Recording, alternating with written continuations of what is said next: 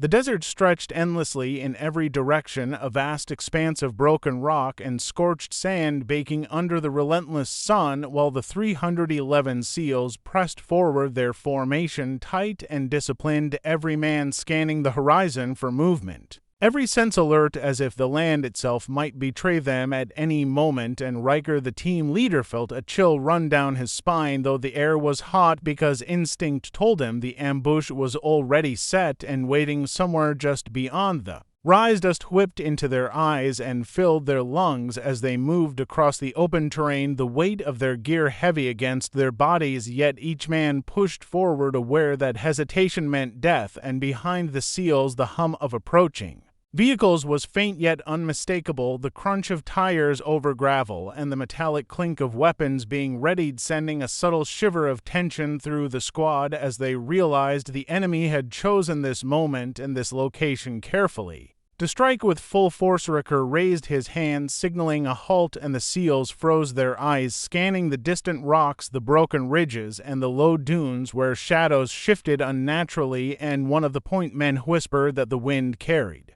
the faintest metallic scent like engines and oil, and Riker nodded silently, recognizing that sound from years of combat training. That unnatural rhythm in the air was the prelude to the storm that was about to hit them, and he clenched his jaw, knowing that once it began there would be no room for error. The first shot rang out far in the distance, a single tracer bullet flashing across the pale sky, and the SEALs went still, instinctively flattening against the earth as a hail of fire erupted from hidden positions, and Riker felt the ground tremble faintly beneath their boots, a warning that this ambush had been waiting for them long before they ever set foot in the valley, and the enemy was organized, coordinated, and deadly, more so than any intel could have predicted. Leaving no time to regroup, SEALs returned fire, moving with fluid precision, but every round kicked up sand and stone, obscuring vision, while the distant enemy seemed to melt into the terrain, impossible to track. And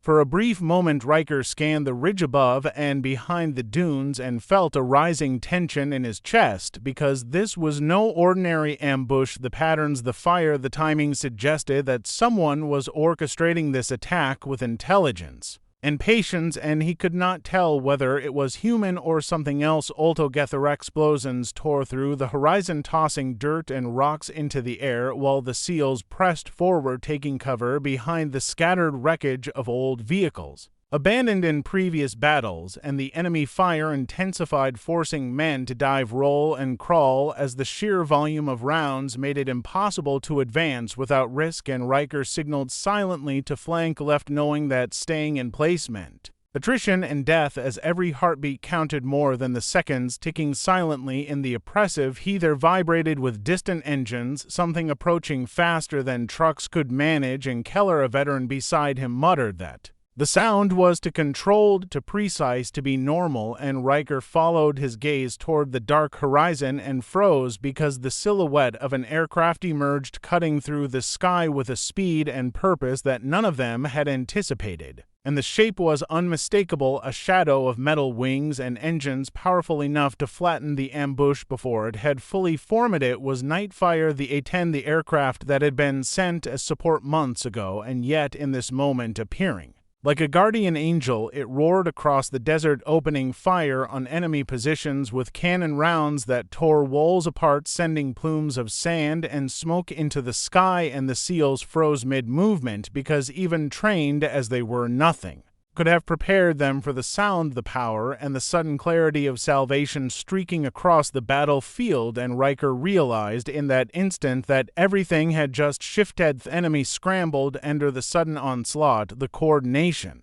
that had made the ambush nearly lethal evaporating as Nightfire carved paths through their lines with surgical precision, and the SEALs advanced cautiously, knowing that the firepower above could obliterate friend and foe alike if misjudged. And Riker adjusted his position, signaling men to follow the faint shadow of cover, while the air shook with the thunderous report from the aircraft circling back for another pass, and every round leaving the enemy disoriented and scattered through The dust and smoke the seals pressed forward inch by inch, the ground shaking under repeated explosions, the scent of burned metal filling their nostrils, and the cries of wounded drifting faintly through the haze, a grim reminder of the stakes. And yet, with Nightfire overhead, a sense of hope surged, knowing that the ambush could not withstand the fury of the A10, and still Riker kept his eyes on the horizon, aware that the enemy could regroup, that reinforcements could be arriving at any moment.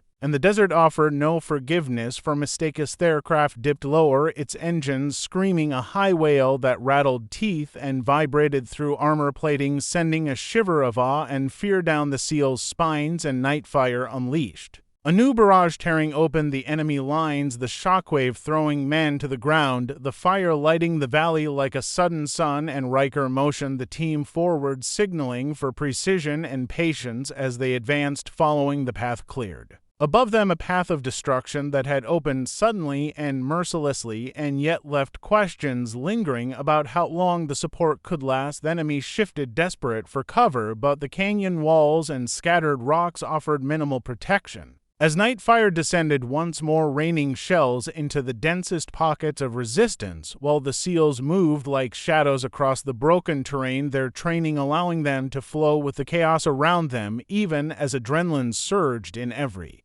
muscle. And Riker felt a pulse of something he had not felt in months, a clarity born from the knowledge that the overwhelming firepower above had turned the tide, yet still danger remained, and the fight was far from over. Riker glanced at the younger SEALs moving beside him, their faces tense, coated with sweat and dust, and he realized that survival now depended on keeping pace with the aircraft, understanding its pattern, following its destructive grace, while simultaneously engaging enemy pockets that survived the barrage. And every choice carried consequences, because one misstep could trigger a chain of fire that would destroy friend or foe, and he knew instinctively that this mission would be remembered for the coordination between the human element and the aerial might that had returned from months of absent. The SEALs found temporary cover behind a crumbled wall, their breaths shallow, their eyes scanning the distant horizon for any sign of enemy regrouping, while Nightfire circled back above, trailing smoke and fire. And Riker studied the aircraft, the precision of its movements, the way it seemed to anticipate the enemy reactions, and a shiver ran down his spine, because the A10 was no longer just a tool of war, it was a presence, almost alive, communicating intent through the patterns of destruction. And the team understood instinctively that the ambush was no longer a threat, yet something larger loomed beyond the horizon. A distant rumble echoed faintly from the dunes, signaling new vehicles approaching, or perhaps heavier artillery unseen, and Riker signaled silently for caution, keeping the men low as Nightfire tore across the sky, once more opening fire on the approaching threat, its roar deafening even through helmets and air protection. And the enemy retreated as best they could under the assault, unable to form ranks or plan counterfire, while the SEALs advanced in small coordinated bursts, following the corridor carved open by the A10, and every step forward felt like a race against time. As their craft banked sharply, kicking up clouds of dust as it unleashed another wave of destruction, forcing the enemy to scatter. And the SEALs moved forward, knowing that even though Nightfire was dominating the fight, the desert held secrets, and the ambush had not been random, its placement deliberate and far-reaching, and every shadow could conceal hidden weapons, hidden men, or hidden threats. And Riker felt the weight of command pressing down as he kept the men moving towards safety, following the wake of fire through the valley. Explosions continued to erupt, scattering rocks and debris, while Nightfire swooped lower each pass, leaving enemy formations fractured and broken. And the SEALs pressed forward, crawling and sprinting across open patches of sand with deadly precision, keeping low and making every movement count. And Riker felt the pulse of the battlefield sink with his own heart, every beat counting every second, as he realized that this moment was a rare alignment of training, firepower, and timing that could easily have been lost if any element had faltered. The roar of Nightfire echoed across the valley once more, its shadow cutting across the dunes, signaling another devastating pass and the SEALs froze instinctively as a salvo of fire opened above them, raining destruction on the last clusters of enemy resistance, while the canyon walls shook from repeated impact and Riker knew that the ambush had been shattered completely. And yet a nagging tension remained because the desert offered no refuge, no comfort, and beyond the ridge another enemy force could be waiting to strike or another trap laid ready to catch the unwary as night fire roared above. SEALs regrouped. Briefly behind a ridge, their breathing heavy, hearts pounding, and the smell of smoke-burned metal and gunpowder thick in their lungs, and Riker scanned the horizon. The desert grew quieter, but the tension never eased as the 311 SEALs moved cautiously across the cracked terrain, their boots stirring up clouds of dust that hung in the thin morning air like smoke over a battlefield, and Riker signaled for slow, careful progress, knowing that the ambush might have been shattered, but danger was far from gone, and every shadow, every jagged stone could conceal something deadly waiting for the unwary. Keller in the rear scanned the ridges above their path, noticing subtle movement, faint glints of metal catching the sun, and he whispered a warning to Riker, who nodded his head, knowing that these were likely scouts or remnants of the enemy regrouping in preparation for another strike, and the SEALs tightened formation, keeping low and silent, while their eyes darted across the horizon, trying to anticipate the next attack before it came crashing down upon them. Nightfire circled overhead, a silent guardian now, her engines throttled low, but her presence a constant reminder that the battlefield belonged to the A10, at least for the moment, and Riker felt a strange mix of reassurance and unease because though the aircraft could destroy enemies with ease, it could not watch every crevice, every canyon, every dune, and the SEALs had to stay alert for threats. The pilot above could not see. A sudden flash of movement caught Riker's attention, a glimmer of reflection from a distant ridge, and before he could signal the team, a single sniper round cracked through the air, striking the sand nearby, sending a spray of dust into the sky, and the SEALs dropped to the ground, instinctively rolling and taking cover, while Riker calculated that the enemy had anticipated the path of their advance and had set up a kill zone waiting for the moment. The A10 was out of range, and he knew they were not yet. The team adjusted formation, advancing in short bursts from cover to cover, aware that their window of protection under nightfire was narrowing and that any delay could prove fatal. And as they moved, the desert seemed to close around them, the dunes becoming cliffs, the valleys sharper, and the sand harder to traverse, and Riker realized that the ambush had been designed not only to trap them, but to funnel them into the precise location where the enemy had the greatest advantage. In a low rumble rolled across the valley, distant at first, but growing steadily louder, and Keller tensed, knowing that the sound did not match any normal convoy or artillery. It was too steady, too mechanical, too controlled to be anything human-made, and Riker lifted his binoculars, scanning the horizon for the source, feeling a rising unease because he knew instinctively that whatever approached could alter everything in an instant and might undo all the progress they had fought so hard to secure. The rumble grew into a roar as a convoy of armored vehicles appeared, cresting the dunes, moving with precision and coordination that matched the earlier ambush, and Riker signaled for the SEALs to scatter, using the terrain as cover, while nightfire swooped low, unleashing cannon fire, tearing through the lead vehicles, spraying sparks and shrapnel across the dunes, and the enemy convoys staggered under the assault but continued to advance, using the terrain for partial cover, forcing the SEALs to move faster and more carefully than ever before. Explosions sent plumes of sand skyward, and the air thickened with smoke and the acrid scent of burning metal as rounds from nightfire ripped through the vehicles, leaving twisted frames scattered across the desert, and Riker pressed the men forward, signaling precise movements and suppressive fire to ensure no enemy position could regroup, and the SEALs responded with practiced precision, knowing that hesitation would allow the enemy to regain momentum and overwhelm them. Complete a lithe roar of engines mixed with the screams of metal and the cracking of gunfire, and for a moment Riker allowed himself to look up at nightfire soaring above them, her wings glinting in the harsh sun, and he marveled at the sheer power unleashed from the aircraft, knowing that even a single sortie from her could destroy an entire convoy. And yet he knew instinctively that her presence could not last forever and that the team would soon have to navigate the final stretch without the overwhelming protection of the A10. A sharp movement to the left ridge caught Riker's eye and he froze, signaling the men to halt.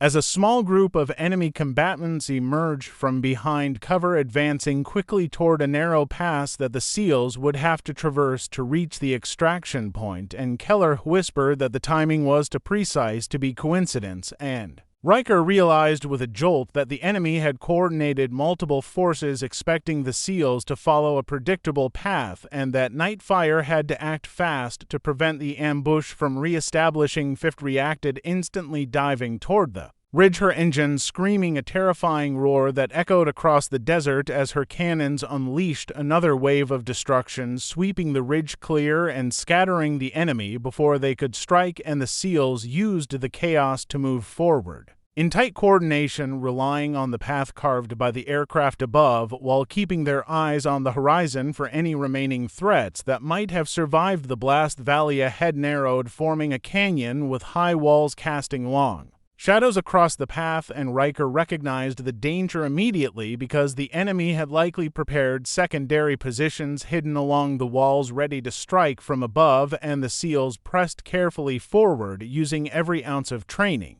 and instinct to advance along the narrow corridor, while Nightfire circled overhead providing overwatch, and the pulse of her engines kept time with the SEALs' careful steps through the desert. Suddenly a volley of fire erupted from the canyon walls, narrowly missing the SEALs and sending rocks tumbling onto the path around them, and Riker signaled a rapid counter-assault, coordinating fire with his man, while Nightfire roared overhead, descending in a tight arc and unleashing rounds that tore through the upper ridges, neutralizing the hidden positions and forcing the enemy to retreat further into the desert, leaving gaps in their defensive line, and the SEALs pressed forward, seizing the opening as the air shimmered with heat and dust. Team moved with careful precision, weaving through the canyon, using cover from fallen rocks and crumbled walls, while Riker monitored the horizon, scanning for new threats, aware that the ambush might not be fully dismantled and that more enemy could be lying in wait beyond the next rise, and the roar of Nightfire above was a constant reminder of both salvation and the fragile margin between life and death as each step forward carried them closer to the extraction's own, yet deeper into the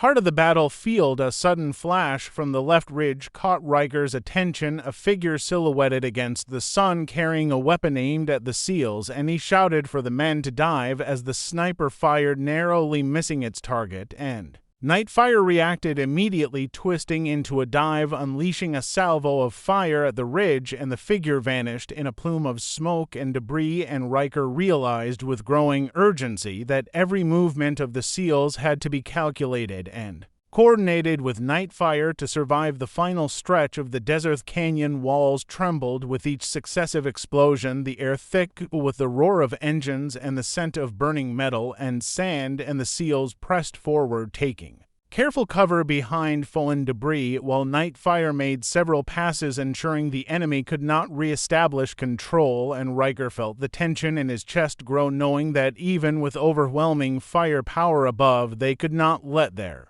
guard down for a single second, because one misstep would mean death, and disastrophically the canyon opened to a wide plateau, the extraction's own just visible in the distance, helicopters waiting against the rising sun, and Riker signaled the team to move fast, aware that the enemy might still have forces in hiding and that Nightfire could not maintain continuous protection, and the SEALs sprinted across open sand, using minimal cover, relying on the aircraft above to suppress enemy movement and clear the path for their advance, while every second counted and the desert seemed to hold its breath. Nightfire swooped low for one final pass, her engines screaming with a power that shook the earth beneath them, tearing through any remaining enemy resistance in a wave of fire, and the SEALs reached the edge of the plateau, pausing only briefly to ensure the path was secure before continuing toward the waiting helicopters, and Riker felt a surge of relief tempered with caution, knowing that extraction was within reach, but the desert was unforgiving and danger could return in an instant. And as the SEALs approached the helicopters, Nightfire circled above one last time, a phantom in the sky, a reminder of the power that had shifted the battle, and yet, even as they reached safety, Riker felt a lingering unease because the desert had secrets the ambush had been only partially revealed, and the roar of the A10 would not be enough to protect them from what might still lie ahead. The desert stretched endlessly before the 311 SEALs, the extraction helicopters hovering in the rising sun like fragile birds above the jagged terrain, and Riker signaled the men forward, knowing that every second counted because even as night fire roared above, the enemy could regroup anywhere in the valley ready to strike again without warning, and every step toward the helicopters felt like a step deeper into the unknown. Scanned the ridges to the left and right, noticing faint movement that had not been there moments before, and whispered to Riker that the enemy might be attempting a last desperate ambush, and Riker felt his jaw tighten because the valley had been designed to trap them perfectly, and even with Nightfire dominating the sky, they could not afford to assume victory, and the SEALs moved cautiously, covering each other, while the desert seemed to hold its breath as if waiting for the next explosion. A sudden shout rang out from behind a cluster of rocks, a warning that someone had spotted movement, and the SEALs flattened against the sand while Nightfire twisted into a dive, raining fire down on the approaching enemy fighters, scattering them into the dunes, and Riker realized with cold clarity that the ambush had layers. The enemy had anticipated every path and every contingency, and the margin for error was narrower than it had ever been in his career. Explosions rocked the ground beneath their boots, sending clouds of sand skyward, and the helicopters hovered just beyond a narrow ridge, the only path to safety cut through a winding corridor of rock and debris, and Riker signaled for rapid but careful movement, knowing that the enemy could be waiting at every turn, and the roar of Nightfire above synchronized with the pounding of their hearts as they raced toward the extraction point, every second a gamble against the desert and the enemy. Alex, suddenly a heavy rumble rolled across the plateau, a sound too coordinated and steady to be anything but vehicles, and Riker signaled for the team to drop low and spread out, using cover from fallen debris and crumbled stone walls, while Nightfire dove once more, tearing into the advancing columns, scattering vehicles and men into the sand, and the SEALs moved like shadows, weaving across the open plateau, knowing that every misstep could ignite a deadly trap and leave them stranded in the open. The enemy seemed endless, a wave of forces pushing from the horizon with precision and determination, and Riker calculated quickly the timing and placement of each man, while Nightfire unleashed a torrent of firepower, suppressing the attackers and carving open a path for the SEALs to reach the waiting helicopters. And yet the desert remained a dangerous canvas, every shadow a possible threat, every ridge hiding potential death, and the tension pressed down on the team like the heat of the sun above. As they neared the helicopters, a sudden volley erupted from the canyon walls, a hail of bullets and grenades sending dust and smoke into the air, and the SEALs dove for cover while Nightfire banked low, her engines screaming a high-piercing wail, and her cannons tore into the ridges above, neutralizing the positions, while the SEALs scrambled across the open sand, counting every heartbeat, every step with deadly precision, knowing that the extraction depended on maintaining coordination and timing in perfect harmony with the aircraft above. A Keller spotted movement on the far ridge, a sniper team attempting to flank the SEALs, and he signaled Riker, who raised his hand, and the team opened suppressive fire, forcing the enemy to duck behind cover as Nightfire made a steep dive, tearing through the rocks above, scattering shrapnel and debris across the plateau, and the SEALs pressed forward, one careful burst at a time, moving from cover to cover, keeping low under the burning sun, and the roar of the A10 became the rhythm of their advance. The extraction helicopters hovered low and ready, their blades cutting through the desert air in a blur, and Riker counted each man as they advanced toward the waiting craft, and the enemy forces were scattered but persistent, sending small groups of fighters scrambling for vantage points, and the SEALs advanced under cover fire from Nightfire, knowing that every second mattered and one misstep could trap them in the open with no protection left, and the pulse of the battlefield was synchronized with the pounding of their hearts. Suddenly, a massive explosion erupted near the ridge, sending rocks tumbling across the path, and the SEALs dived behind cover instinctively, while Nightfire roared overhead, banking sharply to release another volley into the canyon above, and the enemy seemed Relentless, their coordination more precise than intelligence had predicted, and Riker realized that the ambush had layers he had not anticipated, that survival would depend on the perfect integration of ground forces and the overwhelming firepower of the A10 above. SEALs advanced again, using the debris and rocks as shields, crawling and sprinting across the plateau toward the helicopters, their eyes scanning every ridge, every shadow for the faintest hint of movement, and Nightfire dove in perfect arcs over the enemy, ensuring the path remained open and clear, and Riker felt a surge of relief tempered by tension, knowing that extraction was within reach, but the desert could turn against them in a heartbeat, and no one could afford to relax even for a second. A sudden figure appeared, silhouetted against the rising sun, a lone enemy sniper aiming directly at the SEALs, and Riker shouted for the men to hit the ground as Nightfire twisted sharply, diving toward the ridge, releasing cannon fire that sent rocks and debris cascading into the valley, and the sniper vanished in the smoke, leaving a trail of uncertainty behind, and the SEALs pressed forward, taking careful steps toward the helicopters, knowing that the danger had not ended and that the enemy could be waiting for the final stretch. Final corridor to the helicopters was narrow and exposed, the SEALs sprinting in short bursts, diving behind small rocks and fallen debris, while Nightfire made one final pass above, unleashing precise rounds to ensure the enemy could not target the team, and Riker felt the weight of command pressing down as he counted each man, urging them forward toward the extraction point, knowing that one misstep could undo all their progress. And the roar of the A10 above filled the air with a promise of survival as they neared the waiting helicopters. The enemy made a last desperate attempt to stop them, firing blindly into the open, and Nightfire responded instantly, tearing through the remaining forces with precision and fury, scattering them across the plateau, and the SEALs reached the helicopters one by one, jumping into the waiting craft as the desert around them erupted in the echoes of the final assault, and Riker felt the surge of relief mixed with adrenaline and exhaustion as the helicopters lifted off the plateau. Nightfire circled above one last time, her engines screaming a terrifying and powerful wail that echoed across the desert, a final display of dominance over the battlefield, and the SEALs watched in awe as the aircraft banked away toward the horizon, her shadow fading into the distance, leaving only the memory of fire and steel and the knowledge that the ambush had been shattered. And yet the desert remained vast and dangerous, holding secrets that would challenge every warrior who dared to enter. The helicopters climbed higher over the ridges, carrying the SEALs to safety, but Riker knew the war was far from over. The enemy would